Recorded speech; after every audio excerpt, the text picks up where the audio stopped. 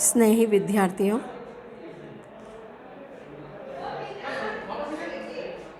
आज की कक्षा में हम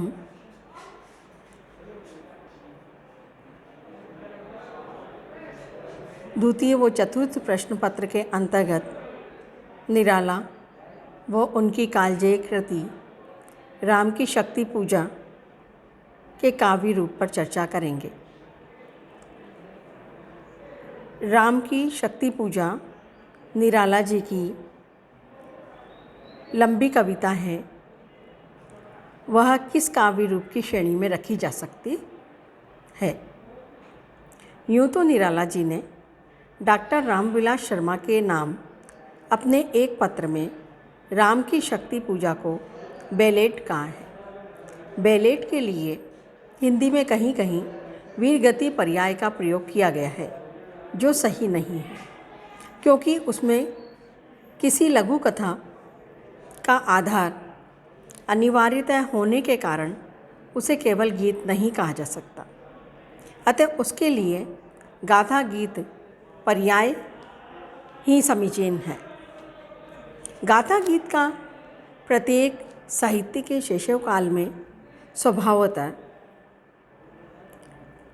आविर्भाव हो गया है और इस प्रकार निश्चय ही वह काव्य कला का एक अत्यंत प्रारंभिक रूप है। उसकी कथा वस्तु सामान्य जीवन की सहज घटनाओं को लेकर चलती है।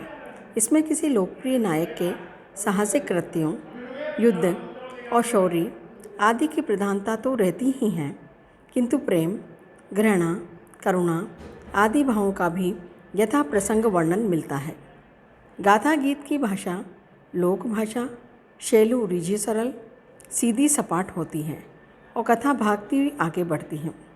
प्रत्येक देश में इस प्रकार के गाथा गीतों का सार्वजनिक गायन करना पुरा काल के चारणों का व्यावसायिक कर्म रहा है। इन्हीं पारंपरिक गाथा गीतों के आधार पर देश विदेश के साहित्य में आधुनिक गाथा गीतों का विकास हुआ, जिसमें अनगढ़ प्रयोगों को छोड़कर प्राचीन रचनाओं के प्राय सभी मौलिक तत्वों को ग्रहण कर लिया गया है। यह है जीवन की शौर्य प्रधान घटना का आधार, लोक तत्व, सार्वजनिक वाचन के अनुकूल गेयता।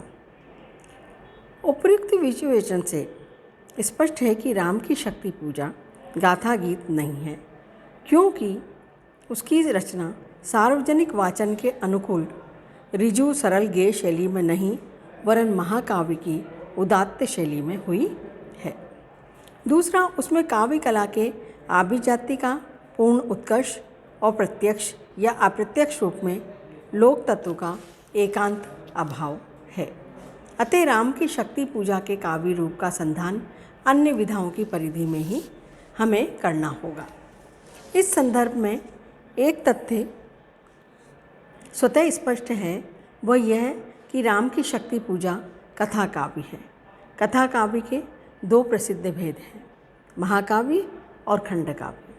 महाकाव्य की उदात्त शैली का उत्कर्ष होने पर भी इसे महाकाव्य मानने का तो प्रश्न ही नहीं उठता, क्योंकि केवल एक घटना पर केंद्रित इसका कलेवर नितांत संक्षिप्त है। साथ ही महाकाव्य का एक सर्ग भी इसे नहीं माना जा सकता, क्योंकि यह तो एक स्वतः पूर्ण कलाकृति है, किसी बृहत्तर काव्य का खंड नहीं है। अब रह जाता है खंडकाव्य। तो मोटे रूप में राम की शक्ति पूजा को खंडकाव्य कहा जाए तो इस पर अधिक विवाद शायद नहीं किया जा सकता, किंतु सूक्ष्म दृष्टि से विचार करने पर यह शंका होती है कि खंडकाव्य में जहाँ नायक के जीवन के एक देश अर्थात खंड का वर्णन रहता है, वहाँ इस कविता में राम के जीवन संघर्ष के अंतिम खंड राम रावण युद्ध की केवल एक प्रासंगिक घटना का ही वर्णन है। संस्कृत या हिंदी में जो खंड काव्य हैं, उनके कलेवर में निश्चय ही कई घटनाओं का समाहार मिलता है। अतः शुद्ध प्राविधिक दृष्टि से राम की शक्ति पूजा को खंड काव्य कहने में संकोच होता है। अंग्रेजी और यूरोप की अन्य भाषाओं में लघुतर काव्य कथाओं की एक निश्चित परंपरा मिलती है, जो एक ही घटना को लेकर चलती है। यद्यपि इन कृतियों में विषय वैविध्य रहता है, फिर भी प्राधान्य प्रेम और शौर्य की भावनाओं का ही रहता है। श्रृंगारपरक रचनाओं की शैली में जहाँ रमणीय तत्वों का विनियोग रहता है, वहाँ शौर्य प्रधान कृतियों में ओजस्वी शैली और समर्थ कवियों की रचनाओं में महाकाव्य की उदात्त शैली का प्रयोग मिलता है। प्रसिद्ध आलोचक कवि मैथ्यू आर्नल्ड की कविता सोहराब एंड रुस्तम दूसरे वर्ग की रचनाओं का उत्कृष्ट उदाहरण है। इस प्रकार की काव्य कृतियों को प्रायः लघुतर वीर काव्य कहा जाता है, किंतु राम की शक्ति पूजा को भी इसी वर्ग की रचना मानना शायद अधिक संगत होगा। सारांश यह है कि राम की शक्ति पूजा को खंडकाव्य मान लिया जाए तो रूढ़ दृष्टि से विशेष आपत्ति नहीं होनी चाहिए, क्योंकि निराला का एक अन्य काव्य तुलसीदास भी इस पदनाम का अधिक अधिकारी है। किंतु यदि बारीकी से इस काव्य रूप की रचना की परीक्षा की जाए तो महाकाव्य के उदात्त तत्वों से संकलित लघुतर वीर काव्य अधिक तर्कसम्मत होगा। यहाँ हम राम की शक्ति पूजा के मूल भाव को समझते हैं कि पूजा का विधान और राम द्वारा देवी का उच्छ्वासपूर्ण स्तवन होने पर भी राम की शक्ति पूजा का स्थायी भाव भक्ति नहीं है। इसके दो कारण हैं। पूजा शब्द का प्रयोग रहने पर भी यहाँ राम की शक्ति की साधना है, सामान्य अर्थ में पूजा नहीं है। पूजा तो साधन मात्र है। शक्ति की करो मौलिक कल्पना, करो पूजन। द्वितीय शक्ति यहाँ अपने ध्वनर्थ में मानव मन की अपराजय शक्ति और राष्ट्र शक्ति की प्रतीक है, पौराणिक देवता मात्र नहीं। अंत में मन के इसी ओज और उत्साह के द्वारा फलागम की सिद्धि होती है। अतः कविता का स्थायी भाव शौर्य या शास्त्रीय शब्दावली में उत्साही है, जो प्रत्यक्ष और परोक्ष रूप में 3 स्तरों पर अभिव्यक्त हुआ है: व्यक्तिगत स्तर पर, राष्ट्रीय स्तर पर और दार्शनिक स्तर पर। अर्थात प्रतिकूल परिस्थितियों पर विजय प्राप्त करने के लिए अदम्य कवि प्रतिभा का उत्साह, विदेशी सत्ता की अपदस्थ करने के लिए राष्ट्र की प्रबुद्ध चेतना का उत्साह और तामसिक शक्तियों को निरस्त करने के लिए मानव मन की सात्विक शक्तियों का उत्साह। जनक वाटिका के अंतर्गत प्रथम मिलन के स्मृति चित्र की सूक्ष्म परिष्कृत श्रृंगार भावना और हनुमान के अभियान की प्रचंड ऊर्जा शौर्य स्थायी भाव का ही पोषण करती है। राम की निराशा में निहित विषाद आरंभ में इसके परिपाक में अवरोध करता है, किंतु उसकी परिणति यौगिक अनुष्ठान के उत्साह में हो जाने से अंत में शौर्य भावना अथवा मानव चेतना की ऊर्जा का ही पोषण होता है। रस शास्त्र की शब्दावली में विचार करें तो रूढ़ दृष्टि से यहाँ वीर ही अंगी रस है, किंतु ऐसा लगता है कि इस उदात्त काव्य कृति के प्रसंग में वीर रस की अवधारणा कुछ कमज़ोर सी लगती है, यानी आधुनिक चिंताधारा के अनुसार कमज़ोर लगती है। पाश्चात्य काव्यशास्त्र में प्रतिपादित 4 रसों सुंदर, उदात्त, करुण, हास्य में से उदात्त पर ही जाकर हम स्थिर हो जाते हैं। यहाँ हम देखते हैं कि महाकाव्य के तत्वों पर भी इस कृति को कस लें कि महाकाव्य के जो मूल तत्व हैं औदात्य, यानी उदात्त भाव संपदा, उदात्त विषय वस्तु यानी विभाव कल्पना और उदात्त शैली। काव्य में उदात्त तत्व के आद्य प्रतिपादक रोमी यूनानी आचार्य लोंजाइनस ने औदात्य को महान आत्मा की प्रतिध्वनि कहकर उसके विविध अंगों का अत्यंत प्रभावी विवेचन किया था। भाव पक्ष में उदात्त के तत्व हैं मन की ऊर्जा अर्थात प्रेरणा प्रसूत आवेग, उल्लास। तीसरा संभ्रम अर्थात गंभीर आदर और विस्मय की विस्मय भावना। और अभिभूति अर्थात संपूर्ण चेतना को अभिभूत करने की क्षमता। राम की शक्ति पूजा ऊर्जा का काव्य है, जिसमें प्रेरणा प्रसूत आवेग का प्राबल्य मिलता है। उसका प्रतिपाद्य है मानव मन की अपराजय शक्ति। उदाहरण के रूप में देखते हैं, वह रहा एक मन और राम का जो न थका, जो नहीं जानता दैन्य, नहीं जानता विनय, कर गया भेद वह माया वरण प्राप्त कर जय। द्वितीय पद देखते हैं, सीरा तन क्षण भर भूला मन लहरा समस्त, हर धनुर्भंग को पुनर्वार जो उठा हस्त, फूटी स्मृत सीता ध्यान लीन राम के अधर, फिर विश्व विजय भावना हृदय आई भर। यहाँ पर ऊर्जा आवेग की दृष्टि से हनुमान का आकाश अभियान अप्रतिम उदाहरण है। शक्ति की तरंगों से खेलने वाले सागर के साथ हनुमान के आवेग के रूपात्मक तादात्म्य के साथ प्राणों की ऊर्जा का ऐसा उदात्त वर्णन अन्यत्र दुर्लभ है। उदाहरण के लिए शतवायु वेग बल डूबा अतल में देश भाव, जल राशि विपुल मत मिला अनिल में महाराव, वजांग तेज घन बना पवन को महाकाश, पहुँचा एकादश रुद्र शुद्ध कर अट्टहास। राम के मन की आशा और निराशा से आंदोलित इस कविता में एक ओर जहाँ महान व्यक्तित्व की निराशा के भव्य चित्र हैं, वहाँ शक्ति की योग साधना में लीन आत्मा के पवन उल्लास के भी अत्यंत दिव्य चित्र अंकित हैं। देवी द्वारा अंतिम कमल की चोरी से शुद्ध होकर राम हताश होकर कह उठते हैं, दिक जीवन को जो पाता ही आया विरोध, दिक साधन जिसके लिए किया ही व्यर्थ शोध, जान की आह उद्धार दुख जो हो न सका। इस तरह से मनस्वी वीर पुरुष की आत्मग्लानि का उद्गार है। सामान्य जन का आर्थ क्रंदन नहीं है, जैसा कि कृतिवास के प्रसंग में मिलता है। श्री रघुनाथ रोकर व्याकुल हो उठे, उनके गालों में आंसू ढरकने लगे। लक्ष्मण, वीर हनुमान, सुग्रीव, सुषेण, विभीषण, जाम्बान रोने लगे। तुम लोग अब देखते क्या हो? सीता का उद्धार अब नहीं होगा, ये मैंने निश्चित रूप से जान लिया है। विभीषण को अयोध्या क्षेत्र में राज्य दूंगा, अपने सत्य का पालन करते हुए उसे यत्न से रखूंगा और मैं समुद्र में कूद पड़ूंगा। इतना कह के राम शोकपूर्ण हृदय से रोने लगे। यहाँ कृतिवास रामायण में ये स्थिति है, जबकि भव्य उल्लास के दो उत्कृष्ट चित्र राम की शक्ति पूजा में उपलब्ध होते हैं। जनक वाटिका के अंतर्गत प्रथम मिलन के दृश्य की स्मृति से राम का मन मधुर उल्लास से भर जाता है, जो बिल्कुल मर्यादित है।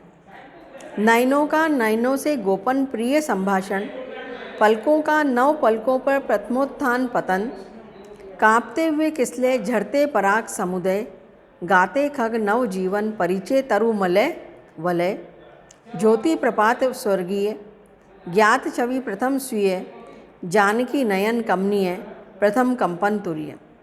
उधर शक्ति साधना आरंभ करने से पूर्व राम की आत्मा के दिव्य उल्लास का चित्रण इस प्रकार है। बोले भावस्त चंद्रमुख निंदित रामचंद्र, प्राणों में पावन कंपन भर स्वर मेघ मंत्र, देखो बंधुवर सामने जो ये भूधर, शोभित शत हरित गुल्म, तृण से श्यामल सुंदर, पार्वती कल्पना है इसकी। विभाव पक्ष में लोंजाइनस के 3 प्रमुख तत्वों का निर्वचन किया है: अनंत विस्तार, असाधारण शक्ति, उद्दाम वेग और अलौकिक ऐश्वर्य। राम की शक्ति पूजा में इन तीनों तत्वों का यथा प्रसंग अत्यंत प्रभावपूर्ण चित्रण मिलता है। अनंत विस्तार के अंतर्गत हे अमानिशा उगलता गगन घन अंधकार, खोरा दिशा का ज्ञान स्तब्ध है पवन 4, अप्रतीत गरज रहा पीछे अम्बुदी विशाल, भूधर जो ध्यान मग्न केवल जलती मशाल। उपयुक्त अवतरण में सघन अंधकार के अनंत विस्तार का अपूर्व दृश्य प्रत्यक्ष हो जाता है। असाधारण शक्ति और उद्दाम वेग, युद्ध में प्रतिपल परिवर्तित व्यूह भेद कौशल समूह, हनुमान का अभियान की तोड़ता बंद, प्रतिसंग धरा हो स्फीत वक्ष, दिग्विजय अर्थ, प्रतिपल समर्थ बढ़ता समक्ष। अलौकिक ऐश्वर्य को हम इस पद में देख सकते हैं। देखा राम ने सामने श्री दुर्गा भास्वर, वाम पद असुर स्कंद पर, रहा दक्षिण हरि पर, ज्योतिर्मय रूप हस्तदश विविध, अस्त्र सज्जित, मंद स्मित मुख, लख हुई विश्व की श्री लज्जित। उदात्त शैली के अंतर्गत हम विराट बिंब कल्पना, अभिजात भाष्यक रचना, उत्कर्ष व्यंजक अलंकार और वेगवान छंद प्रवाह देख सकते हैं। राम की शक्ति पूजा में इन सभी तत्वों का समायोजन हुआ है। उसमें एक और आकाश, समुद्र, मेघमंडल, वायु वेग, दिगंत व्यापी अंधकार, दुर्गम पर्वत, ज्योति प्रपात आदि भौतिक परिवेश के विराट बिंब, दूसरी ओर योग विद्या के सहस्रार आदि चक्रों के अलौकिक बिंब हैं। इस कविता की भाषा में आरंभ से अंत तक आभिजात्य का निर्वाह हुआ है। उसमें एक ओर जहाँ भव्य अर्थ के व्यंजक असामान्य तत्सम शब्दों का प्रभावी प्रयोग है, वहाँ दूसरी ओर सघन समस्त पदावली के द्वारा मेघमंद नाद प्रभाव उत्पन्न किया गया है। महाप्राण अक्षरों के द्वारा परिपुष्ट गाढ़बंद शब्द योजना के प्रयोग से शैली में अपूर्व गरिमा का समावेश हो गया है। कविता के आरंभ में प्रस्तुत युद्ध वर्णन को लेकर हिंदी के कुछ लेखकों ने कटाक्ष किए हैं, लेकिन गहराई से विश्लेषण करने पर यह स्पष्ट हो जाता है कि इसमें शब्दाडंबर नहीं है, वरन घमासान युद्ध का प्रत्यक्ष दृश्य उपस्थित करने के लिए विश्लेषक विभक्तियों और योजक क्रियापदों से मुक्त सघन शब्दावली का कलात्मक प्रयोग हुआ है। राम की शक्ति पूजा उन सभी तत्वों से मुक्त है जो उदात्त शैली में बाधक होते हैं। चंचल पदगुम, हीन अर्थ की वाचक, शुद्र शब्दावली, निस्सार वाक स्फीति, शब्दाडंबर आदि इस रचना में एकांत अभाव है। जहाँ तक अलंकार योजना का प्रश्न है, वो भी महाकाव्य की उदात्त शैली के सर्वथा अनुरूप है।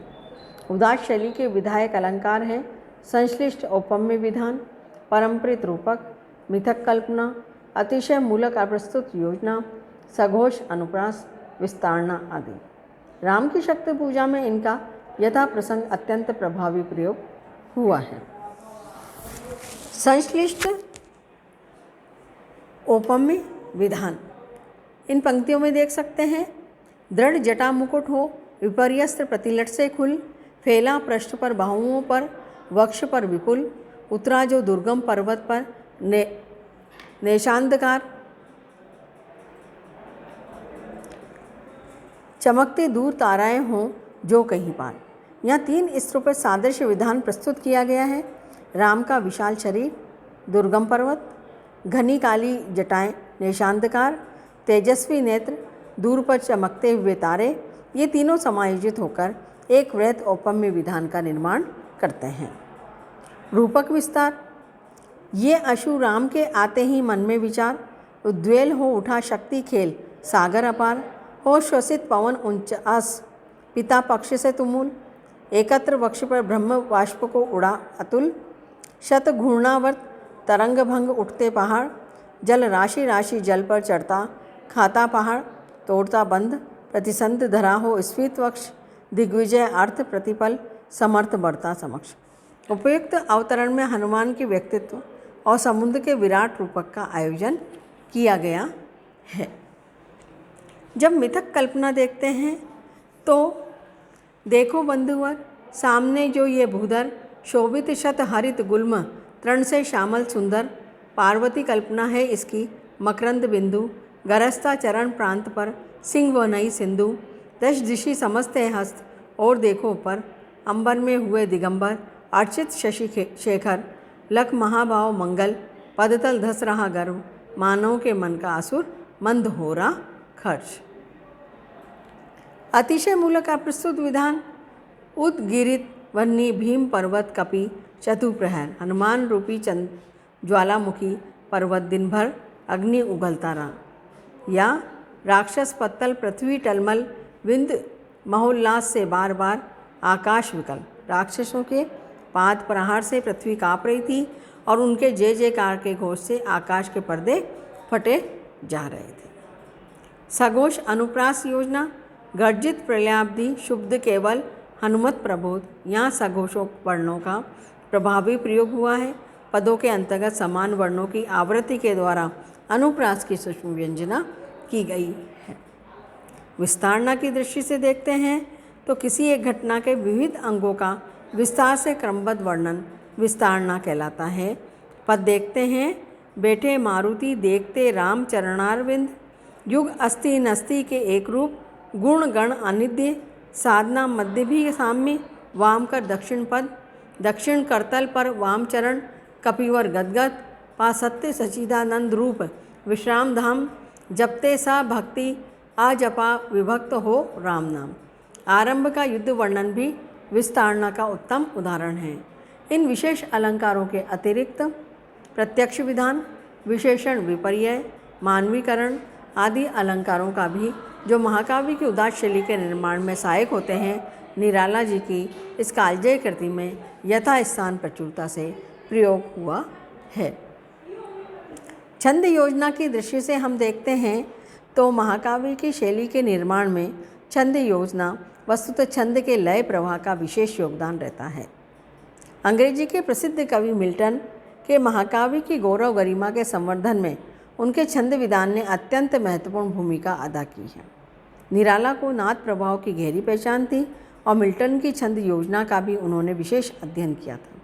अतः राम की शक्ति पूजा की छंद योजना एक अपूर्व गरिमा से मंडित हो गई है। इस कविता में 24 मात्रा के छंद का प्रयोग किया गया है। सामान्य पिंगल ग्रंथों में इसका स्पष्ट उल्लेख नहीं मिलता। अतएव विषय के शोधकर्ता विद्वानों ने प्रस्तुत कविता के नाम पर ही इसको शक्ति छंद कहा है। रोला छंद की लय में काव्य की ओजस्वी विषय वस्तु के अनुसार यथोचित परिवर्तन कर कवि ने अत्यंत कौशलपूर्वक इस छंद की लय योजना का निर्माण किया है। लय योजना के 3 प्रमुख अंग हैं: गति अथवा प्रवाह, यति या विराम और अंत्यानुप्रास या तुकांत। छंद की लय योजना में परिवर्तन इनके क्रम परिवर्तन के माध्यम से ही किया जाता है।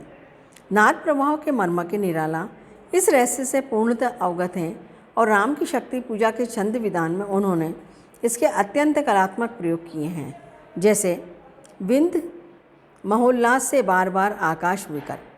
उपर्युक्त चरण में आ और ऊ की संधि से व्युत्पन्न महोल्लास पद में ओ स्वर के द्वारा राक्षस सेना के महाउल्लास के ऊपर उठने की व्यंजना की गई है और बार बार आकाश पद योजना में आ स्वर को विस्तार के माध्यम से उस उल्लास के आकाश में सर्वत्र फैल जाने का भाव व्यंजित है। जैसे उतरा जो दुर्गम पर्वत पर नेशांधकार, यहाँ ए और आ स्वरों के योग से अंधकार के विस्तार और उधर श तथा ध जैसे महाप्राण अक्षरों के योग से उसकी सघनता को व्यंजित किया गया है। इस प्रकार नेशांधकार पद द्वारा सघन अंधकार के फैलाव का अत्यंत प्रभावपूर्ण चित्र उपस्थित हो गया है। इसी तरह जहाँ तोरा का वर्णन अभिप्रेत है, वहाँ समानांतर पद युग्मों की आवृत्ति से लय में त्वरित गति उत्पन्न हो जाती है। राघव, लाघव, रावण, वारण, गत युग्म प्रहर, अर्थात जितनी तेजी से रामचंद्र प्रहार करते थे उतनी तेजी से रावण उनको विफल कर देता था। राम की शक्ति पूजा में ओज का भी प्राधान्य है, किंतु जहाँ दूसरे प्रसंग आए हैं वहाँ छंद की लय में मूल भाव के अनुसार परिवर्तन हो गया है। जैसे महाशक्ति के हस्तक्षेप से निराश राम का मन इतना उदासीन हो गया था कि विभीषण के उद्बोधन का भी उस पर कोई प्रभाव नहीं हुआ। यहाँ लय में शिथिलता आ गई है और वो रुक रुक के आगे बढ़ती है। मानो ओजस्वी शब्दों का जो था प्रभाव, उससे न उन्हें कुछ चाव, न हो कोई दुराव, जो हो वे शब्द मात्र मैत्री की समनुरक्ति। अर्थात जनक वाटिका में प्रथम मिलन के मधुर प्रसंग के अंतर्गत यथा आवश्यक लघु स्वरों और चटुल व्यंजनों के संयोग से लय योजना अनायासी मृदु तरल हो गई है। गाते खग नव जीवन परिचय तरुमलय वलय। उपयुक्त चरण में केवल 3 दीर्घ स्वरों को छोड़कर भावना की कोमलता के अनुरूप लघु स्वरों का भी प्रयोग किया गया है। छंद शास्त्र के सामान्य नियम के अनुसार प्रत्येक छंद की लय में यति अथवा विराम का स्थान निर्धारित होता है, लेकिन समर्थ कवियों ने इस यांत्रिक नियंत्रण को स्वीकार न कर भाव के अनुसार ही यति दी है। अंग्रेजी में मिल्टन, बाद में रोमानी कवियों ने, हिंदी में छायावत के कवियों ने यति विधान का इस दृष्टि से प्रयोग किया है। रवि हुआ अस्त, ज्योति के पत्र में लिखा अमर, रह गया राम रावण का अपराजय समर आज का। छंद के नियम के अनुसार पहले चरण में यति का प्रयोग ज्योति के बाद होना चाहिए, किंतु निराला ने रवि हुआ अस्त के साथ वाक्य की समाप्ति के बाद ही यति का विधान कर दिया है। इसके बाद दूसरा यति विधान पहले चरण के उत्तरार्ध और दूसरे चरण के पूरे विस्तार को पार कर तीसरे चरण के आरंभ में जाकर हुआ है, क्योंकि वाक्य वहीं पूरा होता है। आज का राम रावण का अपराजय समर ज्योति के पत्र में अमर लिखा रह गया। यहाँ आप देखें कि वाक्य रचना के घटकों के व्याकरणिक रूप में परिवर्तन होने से लय योजना अत्यंत सशक्त हो गई है। पहले दूसरे चरण के अनवरुद्ध प्रवाह के द्वारा अपराजय समर का चित्रण हो जाने के बाद वाक्य के अंत में प्रयुक्त आज का पद युद्ध विराम का वाचक बन जाता है। कहीं कहीं चित्रण को मूर्त रूप देने के लिए भी यति परिवर्तन कर दिया गया है, जैसे फैला पृष्ठ पर, बाहुओं पर, वक्ष पर विपुल। इस परिवर्तन के द्वारा ये स्पष्ट किया जाता है कि जटाएं विभिन्न अंगों पर अलग अलग दिखाई बिखरी हुई थी। ये क्रम परिवर्तन केवल यति विधान तक ही सीमित नहीं है। शब्दों की अक्षर योजना में बलाघात के क्रम परिवर्तन द्वारा भी नवीन अर्थवता का समावेश किया गया है। उगलता, गगन, घन, अंधकार। उगलता शब्द के उच्चारण में किसी अक्षर पर बलाघात नहीं है, किंतु सामान्य उच्चारण से गतिभंग हो जाता है, अतः ग पर बलाघात दिया जाता है, जिसे वमन क्रिया में गले पर पड़ने वाले जोर और उसके द्वारा वमन क्रिया की विवत्सता की व्यंजना स्पष्ट हो जाती है। इसी प्रकार व्यंजना चमकती दूध ताराएं हों जो कहीं पार में भी निहित हैं। चमकती पद के उच्चारण में भी किसी अक्षर पर बलाघात नहीं है, लेकिन सामान्य उच्चारण से यहाँ भी गतिभंग हो जाता है, जिसका परिहार माँ बलाघात देकर ही किया जा सकता है। इस परिवर्तन से बहुत दूर तारों की चमक का आभास मिलता है। हिंदी तथा आधुनिक भारतीय भाषाओं के छंद विधान का एक अन्य महत्वपूर्ण अंग है तुकांत या अंत्यानुप्रास। सामान्यतः इसका प्रयोग चरण के अंत में भाव की गति को विराम देने के लिए किया जाता है, किंतु नाद तत्व के पारखी कवि इसका भिन्न रूपों में सार्थक प्रयोग करते हैं। तुकांत प्रयोग समुद्र के बढ़ते हुए वेग को विराम देता है। देखते हैं, शत घूर्णावत तरंग भंग उठते पहाड़, जल राशि राशि जल पर चढ़ता खाता पूछा। इससे भिन्न निम्नलिखित अवतरण में पहले चरण की लय को धक्का देकर दूसरे चरण की लय के साथ संयुक्त करता हुआ उसके वेग को वो और भी बढ़ा देता है, जैसे ब्रजांग तेजघन बना पवन को महाकाश, पहुँचा एकादश रुद्र शुद्ध कर अट्टहास। इसके अतिरिक्त किसी अन्य कलात्मक उद्देश्य की पूर्ति के लिए तुकांत का मध्यवर्ती प्रयोग भी किया जाता है, जैसे तोड़ता बंद, प्रतिसंग धरा हो, स्फीत वक्ष, दिग्विजय अर्थ, प्रतिपल समर्थ बढ़ता समक्ष। कहने का तात्पर्य यह है कि राम की शक्ति पूजा को महाकाव्य की कोटि में ही रखा जाएगा। आधुनिक हिंदी कविता का गौरव शिखर, जिसके महाप्राण कवि की प्रतिभा के पूर्ण उत्कर्ष और कलात्मक व्यक्तित्व का अपूर्व समन्वय मिलता है। वर्तमान युग में इनके समक्ष काव्य कृतियों की संख्या अत्यंत विरल है। इनमें किंतु राम की शक्ति पूजा कालजयी कृति है और ये राम की शक्ति पूजा कालजयी कृति है और निराला की ये बेजोड़ रचना है।